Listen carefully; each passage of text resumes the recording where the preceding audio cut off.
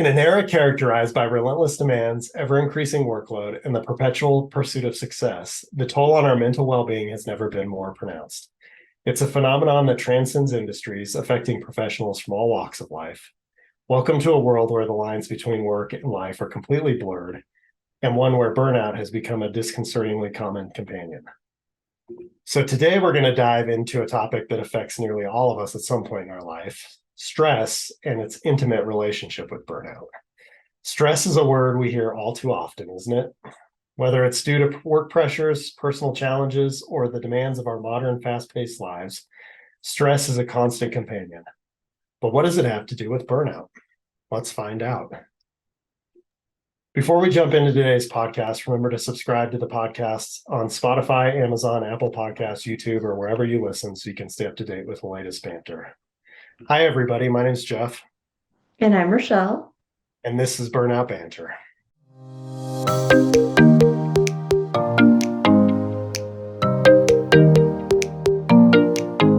So, Rochelle, what do you think makes the construction industry so stressful? Ooh, this is a really interesting industry because there are so many demands on it from like field to office. So, I mean, we could be looking at, your boots on the ground construction is kind of a labor intensive, physically demanding uh, role. And then when you hit the office, you've got stress of project deadlines and internal responsibilities and people dynamics, and the economy right now is insane, so that's an added stressor to everybody. So those are the things that come top of mind to me when I think about stress in the industry. Yeah, I would agree, and also people in the field are doing things that at times can be very unsafe, right? If they're not following safety protocols and things like that. And Even if they are, if they are, my yeah, dad's in construction. He has fallen off of scaffolding while clipped in. That was terrifying when I was a kid. So yeah, yeah, it's rough. I always think back to the famous pictures of the people building like the Empire State Building, sitting up there eating their lunch, not strapped in at all, so Not high. a care in the world. Yeah, Walking across those I-beams like it's nothing. Crazy. yeah, yeah. So I think those are some of the common things. You know, how about deadlines? So many tight deadlines, and now we have financial stressors, and are we able to get work product, and are we going to get it in time? We deal with that a lot on the electrical side of, hey, I can get this piece of equipment, but I can't get this piece of equipment that you specified. Can we swap them out? And so yeah, everybody seems to be scrambling to try to meet deadlines. Those have leaked over into my proposal realm. Like when I have to talk about what are challenges or what are things that we need to think about for this project, everybody, architects to engineers to contractors, they're like, hey, make sure that we talk about materials and availability and lead times. And like, hey, by the way, the client has a 12-month construction time frame for this. And the mechanical equipment has a 14-month lead time. So we kind of need to order it in design. That stresses everybody out. It stresses me out, and I don't even have to deal with it. So things are just wild right now. We had a project recently where we had to order the electrical switchgear way ahead of time, and we had to make everything adjustable because we were so early in design that we had no idea what the final settings on breakers and things would be. So everything was adjustable, which adds cost to the project, right? To buy more expensive stuff like that. But it was the only way we could deal with it. I constantly ask, like, what does it mean if you have to order the equipment before the building has been designed? Like, if you can do that, what are you designing? It's so confusing to me on the marketing side, but It means you're very conservative. fair And enough. you build in a lot of adjustability, I guess. Well, I've used the word flexibility in the proposal I'm writing today on probably every page. So maybe that explains that. Yeah.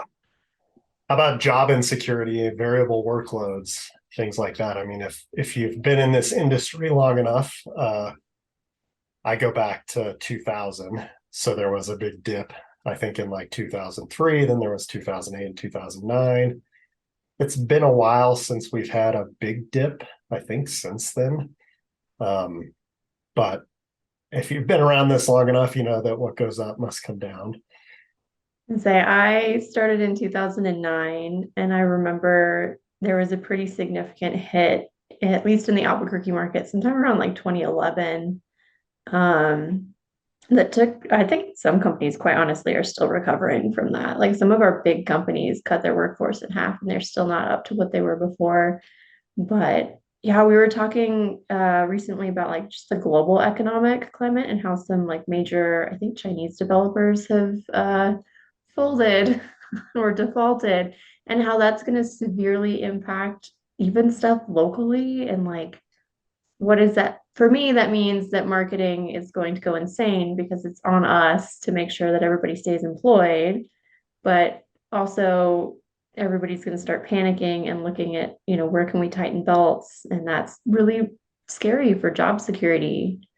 Yeah. So, Yeah, and then that doesn't even talk to, right, the firms that kind of staff up and staff down based on project workload, right? So that creates a lot of instability for people or stress.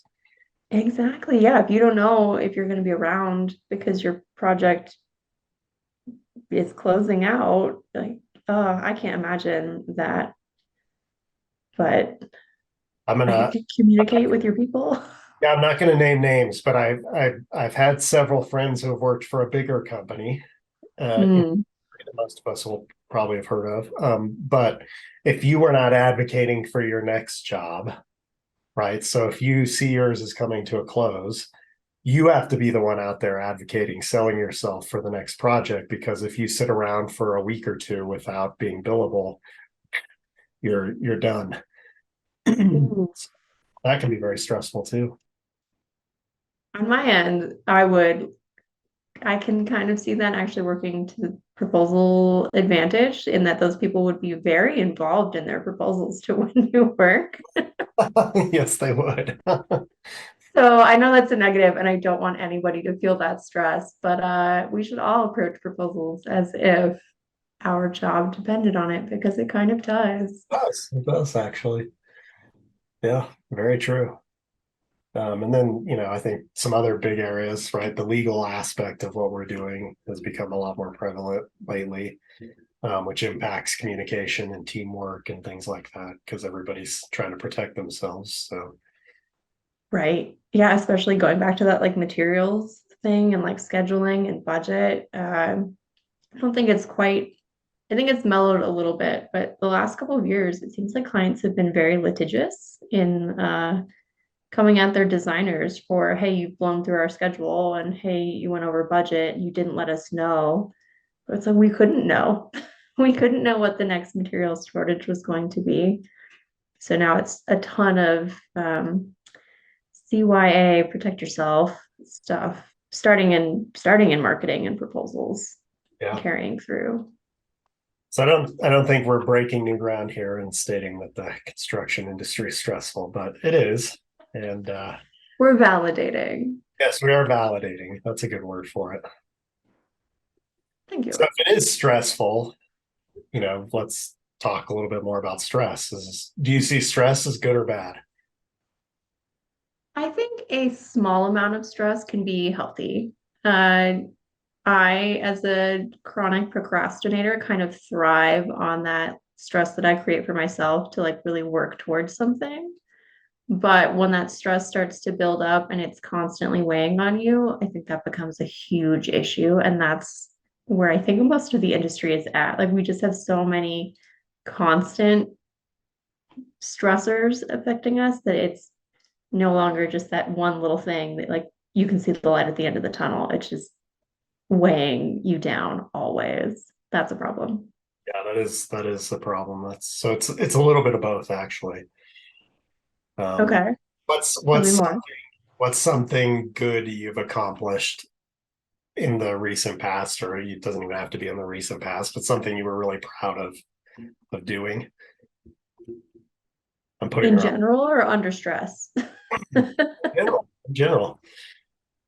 Let's see. Last year, I finally finished my first book ever, which is something I've been wanting to do for my whole life. So, It's cool. yeah. And so how when times got tough and you didn't want to write, how did you motivate yourself? I had so many tricks to like get my brain into gear. So like I was tracking word count per day and I would get really irritated if I was under word count because I wouldn't get to put like a check mark. And so I would break my chain of continuity. It's like that mental thing where you just see the X's on the calendar and you're like, yeah, I'm building a habit. And if I broke that, uh, you'd be disincentivized. But also, I just kept so many notes on like the things that I wanted to see happen and unfold. And of course, I kind of had like in the back of my head this big vision of like finally being published and how exciting that would be. And that's what kept things going when I really got bogged down and was like, I've written myself into a corner. Now what do I do?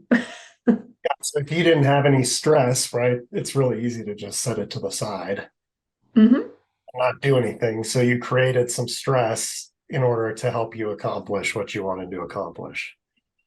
I I suppose I did with that, uh, especially the habit building, the chain linking on the calendar was definitely stressful. Like if I didn't write 1,000 words, In a good way, right? Because it was more motivational than it was. yeah, Shame on you for not doing this. Maybe that's exactly. Nobody was gonna fault me for not finishing my book. I've never done it before, but that yeah, but like drive to do it. starting a new job or starting your company, right? Like there's some excitement around those things hmm going on. Absolutely. It's, learning a new subject, right? That's all stress that is good stress. It's called eustress. You like YOU stress or You eustress. you stress? Okay. Just so I can, let our listeners Google that if they so wish. Yeah. So a lot of the great things that we accomplish in life are done under stress. So it can be very good. It can also be, as you mentioned, very bad. That's distress. So there are a couple different types of distress. So have you ever been pulled over by the police? I have. Yes. Do you get butterflies in your stomach and I you know panic if I see a cop on the road. Even if I've done nothing wrong, I don't, it's just that like potential, what if I was speeding and I didn't realize it? yeah, yeah. So that feeling is there temporarily, and then as soon as the stressful situation is over, it goes away. So Okay. So this feels that's like, right because we did something wrong potentially. Um, but it's more acute, right? Like it goes away, and then we don't experience that anymore. okay. Okay. If we stay in those types of situations um, at pretty regular intervals throughout the day, that becomes episodic. So where we're constantly or more, we're more in that state than we're not in that state Okay. for us. And then if we're in it all the time, it becomes chronic.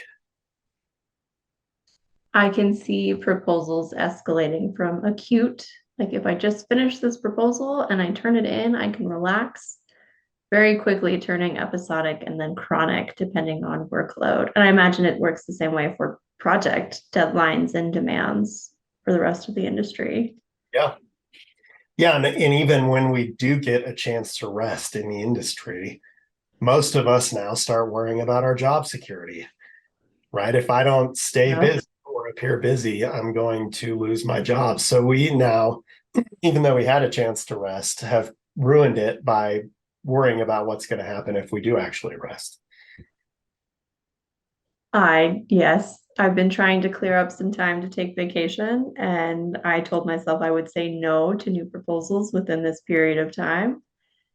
And immediately when I got a new one, I was like, of course I can take that on because of course I have to like pay bills. Like, no, I will be fine if I say no to one proposal. But that fear is terrifying. And in-house, it's, you turn down you can't turn down work as an in-house marketer, but if you were to be in that position, you would definitely be concerned about whether you'd be replaced pretty quickly. Okay.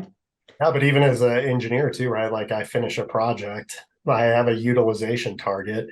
If I don't have the next project ready to go, now I'm very worried about what, even if my utilization while I was finishing the project was super high, and now it's going to be low for a little bit. I'm so worried about it being low for a little bit that I create this whole stressful situation for myself where I don't get a rest and recover anyways.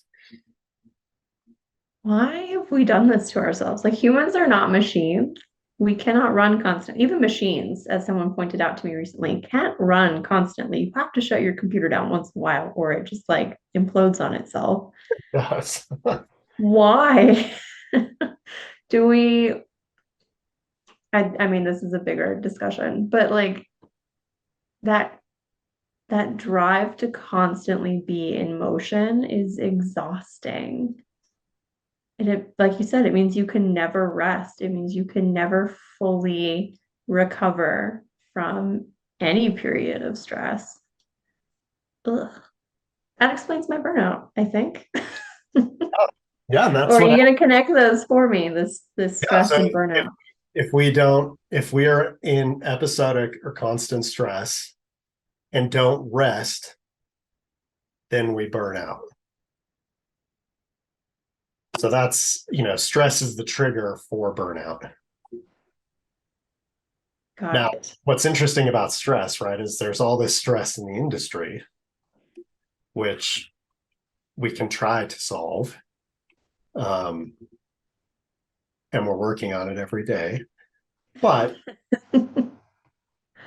they're big picture issues that are going to take a while to resolve or work through or take big industry change. And then there is stress that we put on ourselves. So when you combine those two, that's where I don't think we ever really get a chance to rest because we don't have as much control over the stress the industry puts on us, but we do have control over how much stress we're putting ourselves under. I mean, we could choose to leave the industry, which many people on my side of the fence are doing in droves, which is really unfortunate.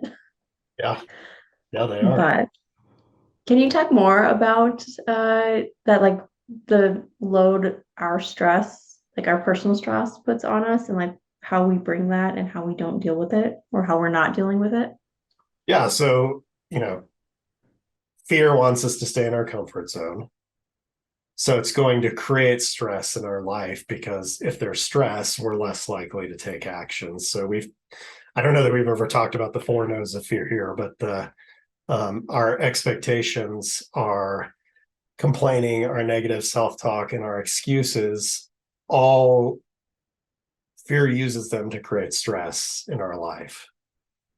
And when it creates Okay. stress in our life around those four things, we if we have expectations about how something's going to go, we're trying to figure out how we can avoid this outcome when we don't really know what the outcome is. And that creates stress, right? We're constantly trying to work through how do I control this so that this bad thing that I think is going to happen doesn't happen.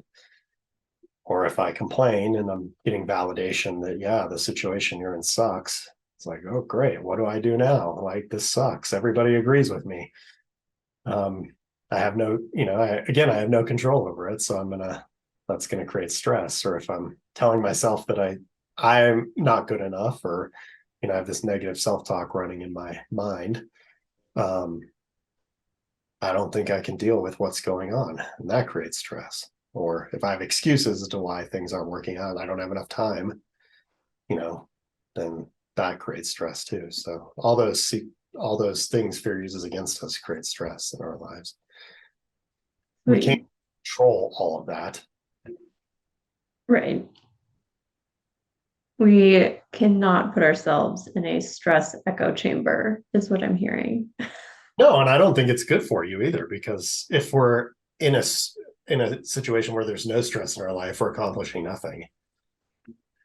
Like we're in the epitome of our comfort zone, right? Like that's nothing's changing, there's nothing new happening. We're just existing every day. And I don't think that's a good place for us to be either. True. I don't know. I could handle some like zero thinking, zero stress, just existing time right now, but maybe that's the burnout talking. Yeah, I mean, that's right. If we need rest, yes, rest, that's important. But even I think about, oh, it'd be great to have like 6 weeks off to play video games. I guarantee you at the end of 6 weeks, I would be pulling my hair out, bored out of my mind that I'm just sitting here playing video games all day. So even last weekend when we had a long weekend, our kids were sick and my wife and I were starting to get in. We're like, we're just going to take it easy. And by Monday, I was like, I got to do something. I got to do something. So after 2 days of sitting around watching TV and whatever, I needed some stimulation. So Understandable. I would argue that you can create stress in video games and keep that sustaining you, but you could. maybe that's just me. Looping that back around. So if we let this stress build up, if we don't silence the complaining and the negative self-talk and the stress echo chamber that we have created, we burn out. Yeah, And we know, go yeah, ahead. we don't rest, right? And then we have this stressful situations at work that maybe we could typically deal with when we're not stressed out ourselves. But because we're stressed out ourselves, now these stressful situations at work throw us over the top, and burnout is the result of that. Awesome. And we all know that when we're burnt out, we start to disengage. Yeah, We, yeah, yeah, we just disconnect and emotionally shut down. And you can't, it's really hard to come back from that in the workplace once you've hit that point. yeah, so stress preps our body to deal with challenges that we're facing. But if we don't give our body a chance to recover, then we cannot continue to deal with the challenges that are put in front of us. And this industry puts a lot of challenges in front of us. So we need to constantly be recovering from the last one to be ready for the next one. Yeah, we think macroly. I don't even know what the word is, right? But from a macro perspective, uh, we all think vacation is the chance to rest and recover, but it doesn't really have to be that big of a thing. We can build rest and recovery into our day too. I think we have to. One, vacations are lovely, but they're also kind of exhausting. Like It I depends on what kind of a vacation it is. even just like chilling on the beach for 2 days, I feel like when I get back, I still need a day to recover from that. Like I need to do all of the laundry and like get mentally back into normal mode. I don't know. There's something about vacation that like I need a vacation from my vacation to like reset back into real life. But yeah, no, I think normal life maintenance is even more important than taking a full like week or 2 week step back because we're talking about incremental building of stress in your life. I feel like the only way to combat that is to have incremental buildup of rest, Yeah, right? yeah, Vacations are band-aids, yeah, nice band-aids, but band-aids. yeah. And when you add a family component to the vacation, then it becomes maybe even less restful than sometimes I'm excited to go back to work because that's less stressful than a family vacation can be at times. So Oh no. Yeah, well, like coordinating people's opinions and what do you want to do today and what are we going to eat? Get like planning everything.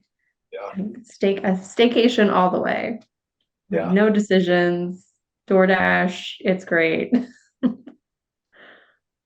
Yeah, so the more we stress, the more we burn out, then we start to become exhausted, right? So there's this emotional mental drain on us. And as we become exhausted, we're less able to even more so cope with what's going on than we were before. Our work performance starts to suffer, right? If we're burned out, which creates more stress, right? When are they going to notice that I'm not performing at the level that I was.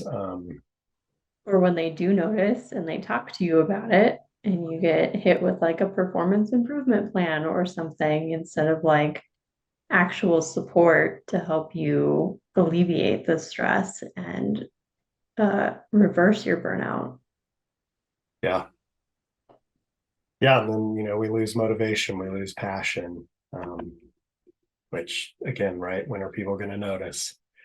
Uh, we're judging ourselves the whole time too. So yeah, it can become this really vicious cycle where they kind of feed on top of each other. The stress creates the burnout, which creates more stress, which leads to more burnout. And, if we don't do something to break the cycle, it can really take us down or knock us out till our body eventually shuts down, or tells us enough.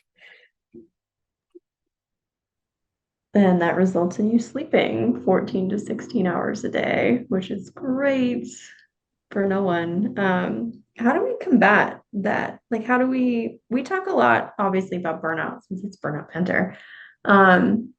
But how do we deal with the stress before it becomes burnout? Yeah. So I think a couple things is to be aware of the way you're creating stress in your life. So is most of the stress external or is a lot of the stress internal? I think that can be a good exercise to go through and start to see where the stress is coming from. Once we've identified the stress, then there's something called the 4 A's of stress management. So we can avoid it.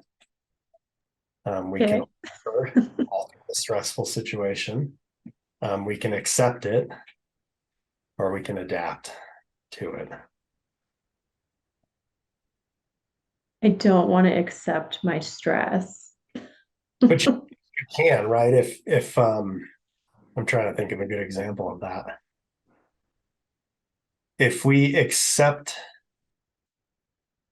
that something is the way that it is, and it's not possible to change it, our level of stress actually does decrease around that.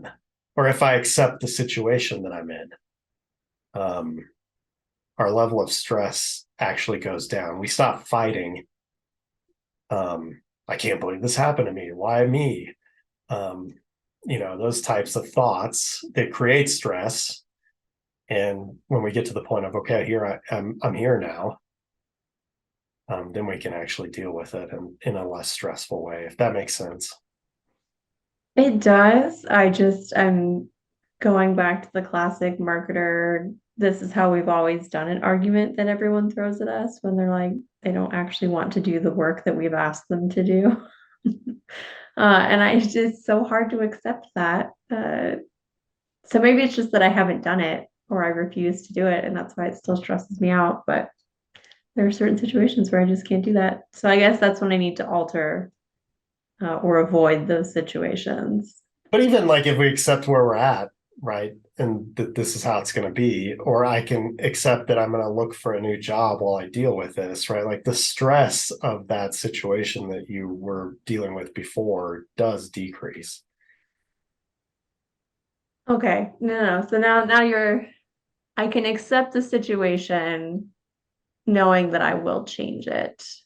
Yeah. So I'm thinking like I will Yeah. accept that my team is not going to change how they think about things, but I am accepting that because I will no longer be working with this team. Yeah, or I'm going to accept this that it's the way it is right now. That doesn't mean I have to keep it that way. I can still work to Okay. change it going forward, but how it is right now is how it is. And I think that level of awareness in our lives does actually reduce stress. I'm clearly not good at stress management, which is why I'm struggling with all of these. My brain is just like, no, we can't do that. We're just going to keep fighting and like keep stressing, and that's how we work. That's how we function. Example of this, Rhonda, I'll steal from Rhonda Britton because she has a good example of this. So she has an uncle who's very different politically than she is. And so anytime she would visit her uncle, they would get into these little arguments or it would really stress her out that this is how he believes. things should be. And so she got to the point where it's like, okay, well, this is causing so much stress that I really don't want to be around this person. But that contradicts my values of family, and I want to have this person around in my life. So I have to accept that they are going to believe this, and I'm not going to change their mind. And once she accepted that, now they could interact, and kind of that those situations are off the table, right? So I'm not going to let that bother me. He is how he is. I'm not going to change him. I don't know how old he was, but pretty old. Um, and it just the stress of those interactions totally went away. Fair. It still just feels uncomfortable to me in that no change happened between them. Like, how do I want to articulate this? Like, the problem was still there. They just chose not to acknowledge the difference of opinion. I feel like that's really difficult to do in the They chose workplace. to set it aside. Just to set it aside. If you set things aside in proposals, they never get fixed. This is why I'm still dealing with the same problems in 2023 that I was dealing with in 2009. Right. No, I get that. And so accept may not be your go-to thing, but it can reduce your stress if you're in a stressful situation. I I will practice acceptance of my stressors. People who get diseases and things like that, right? You can fight and why'd that happen to me, or you can accept that I now have this and now you can deal with it going forward. It doesn't mean you've accepted that you're going to die necessarily, right? But you've accepted that this is where I am and now I can start to work through it. Whereas if you're still stuck in, I can't believe this happened to me, that's so stressful. So I need to change my perspective on accept. It's a stepping stone, not a solution in itself. Correct. Is that maybe Yes. a better way to approach that? Yeah. Okay. Or there may not be a solution, right? With Rhonda and her uncle, there wasn't a solution. They just accepted to set that aside and continue to have a relationship that they wanted to both have. They were never going to convince each other that they were wrong. They were that far apart. Right. Again, I'm putting that in my like proposal team scenario in my head. And I just refuse to accept that we are never going to see eye to eye on things. So sorry. I That stress really have to work on that one. Does that stress you out to think of it that way? It does. I'm stressed about this one little word is really it's getting me. But that's okay. I have work to do on it. I need to think about it. I will come back and maybe be less stressed about it once I've practiced. Yeah, and sometimes we may be able to do any one of the four of these things, and sometimes there may be only one that is even an option for us.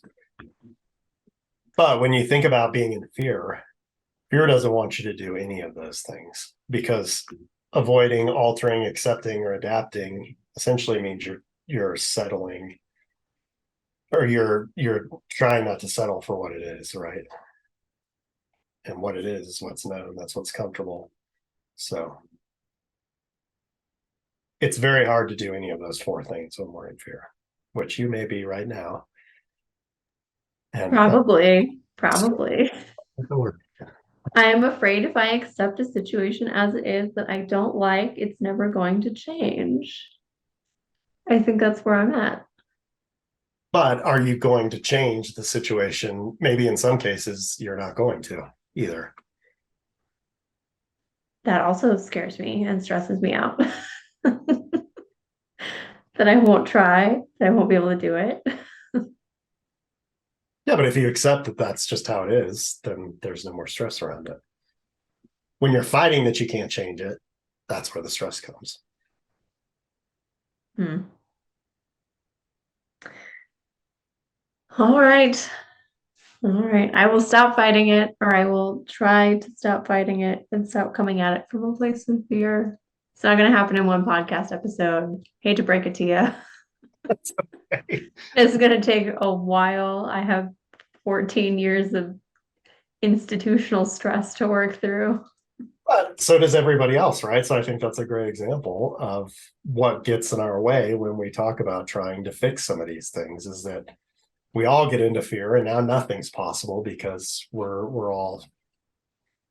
all can't get to this place where we compromise or adjust or do any of that stuff. And things stay the way they are. Ugh. We all know how I feel about the way they are, the way we've always done it. Mhm.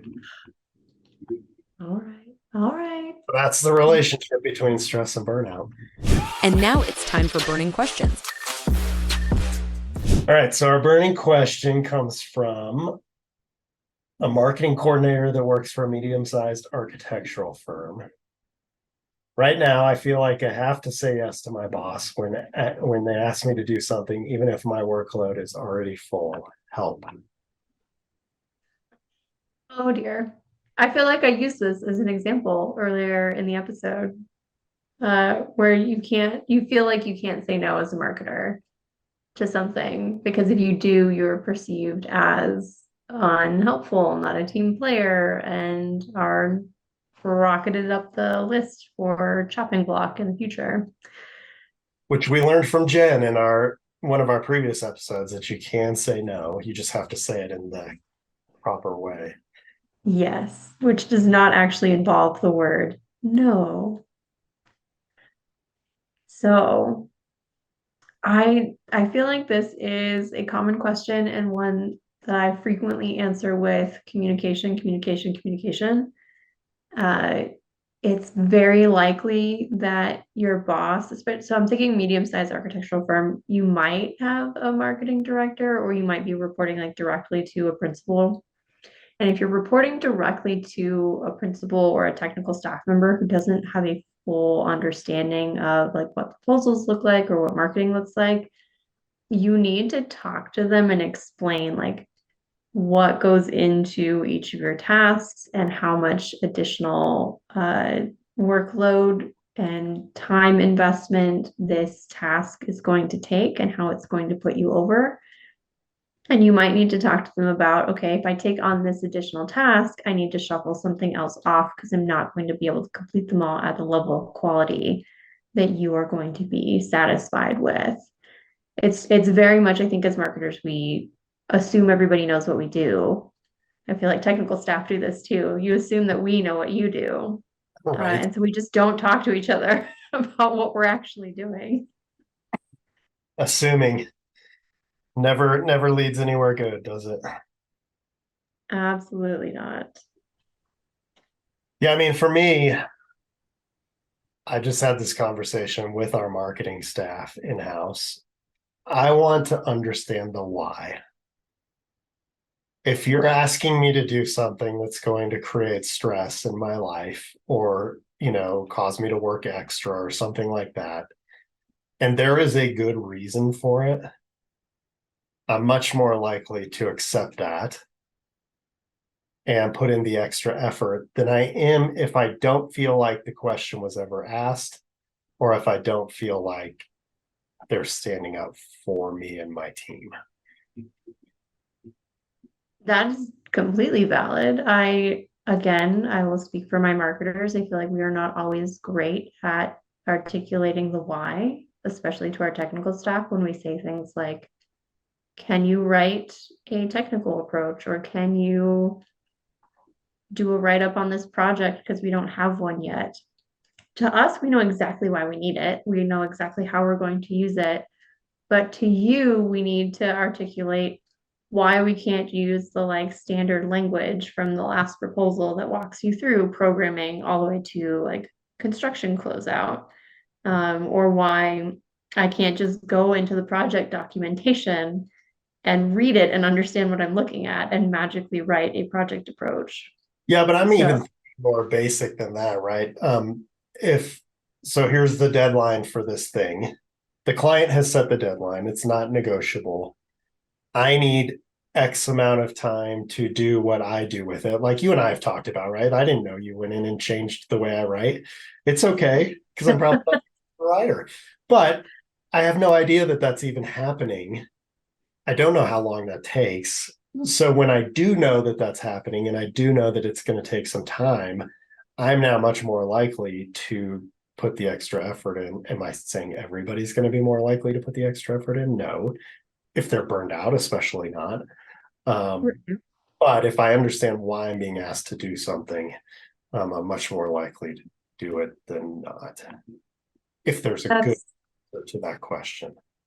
That's fair. I was going more like why I need you specifically. I try to make everybody I make an ask of feel special because they are like things live in their head that I can't get to, or they have a skill set that I do not have, which is why I'm asking them to do something. And I think that's applicable across the industry, whether you're asking like your project engineer to do something or your superintendent to do something. But yeah, like also inviting questions, or do you understand the assignment? Do you understand why I'm asking this of you? Can also help us break out of our window, like our very narrow view of why we're doing things and how we're doing them. Yeah. I had a recent example where I've been aware that this thing was going to happen since June. It happened last Friday, and they needed something by this Thursday. So 4-day turnaround on something that they've been working on since June. I really struggle with that right now. Why is this my problem? And why does our team have to kill ourselves because all this time was wasted? Now it has to happen. But once I heard why, I was more accepting of the ask. I still don't think it was right, but I can appreciate why we're in the position we're in. The proposal example for that is we now have a week to put this together because you didn't make a decision on whether we were going to go after it for 2 weeks. So we lost 2 weeks of working on this. So there's like a very delicate dance between the why are we in this situation? It's kind of your fault. I'm sorry. And also, can you help me out here? Which again goes back to communication. Like we need to be checking in and saying, is this a go? Are we going to do this? If you can see that there's potentially going to be additional tasks that are going to be added to your workload, like be a little proactive about it. I noticed that we have a conference on the calendar in 6 months. Do you need me to put together collateral for that? Are we going to have social posts around it? Do I need to do newsletters? That'll help you kind of plan for the inevitable additional workload. So when I read this question, and I'm sure your mind went to, I want to say no. So did mine. I think was what is going to happen if they say no? Where does our mind go with that?